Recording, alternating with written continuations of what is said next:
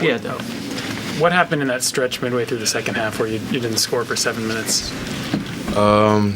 They just got hot and, just wasn't playing to our principles on defense. And, it's something that we're going to have to hunker down on. We got a really good team in Iowa State coming up, so we have to just focus on that, get back to playing how we play basketball and just being tougher.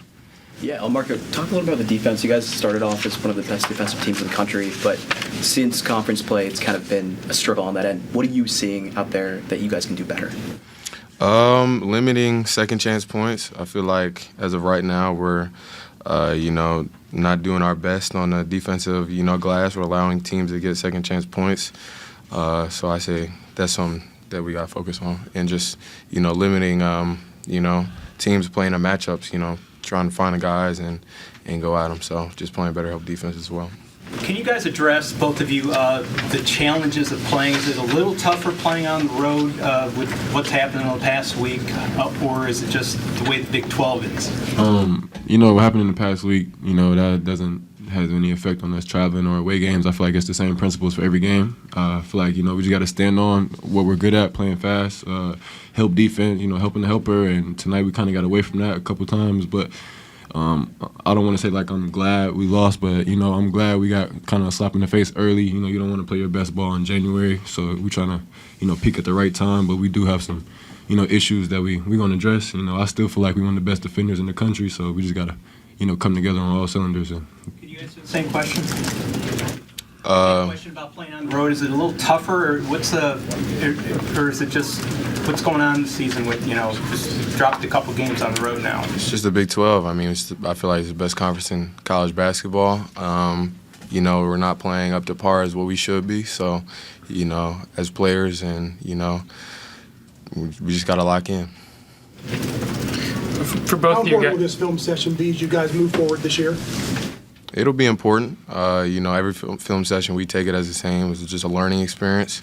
It's just the act of going out and executing what we're shown and limiting mistakes. Basketball is it's a game of finding mistakes. Every possession there's going to be a mistake, and it's whether you exploit it or not. So defensively, it's limiting those mistakes, and offensively, it's trying to exploit those mistakes. What was the kind of scene like in the locker room? What did Bill tell you guys after this loss? Just this league is gonna be tough. If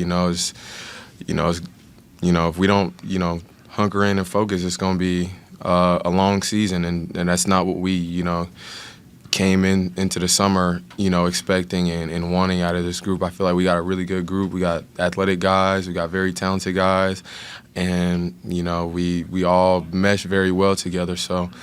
It's just a matter of time until, the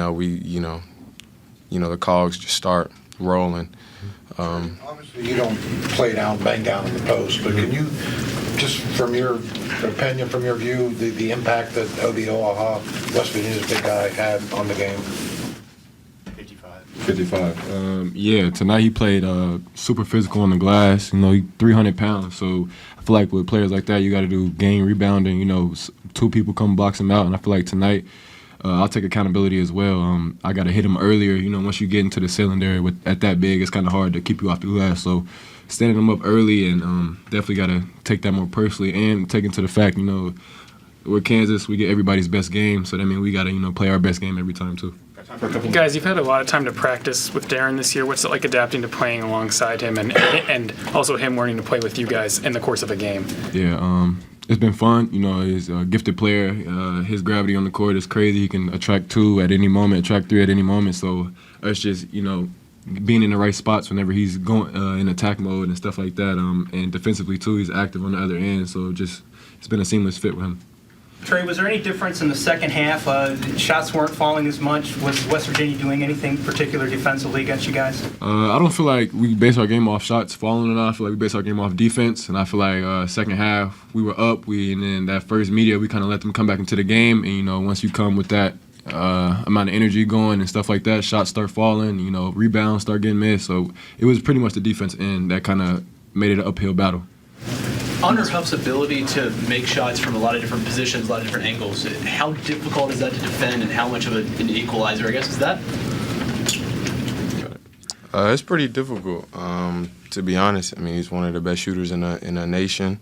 You know, it's definitely something that we were keying in on going into this game. I feel like, you know, first half we did a good job, and then second half he kind of, you know, let loose, and, you know, their support players kept them in the game that first half, and, you know, we kind of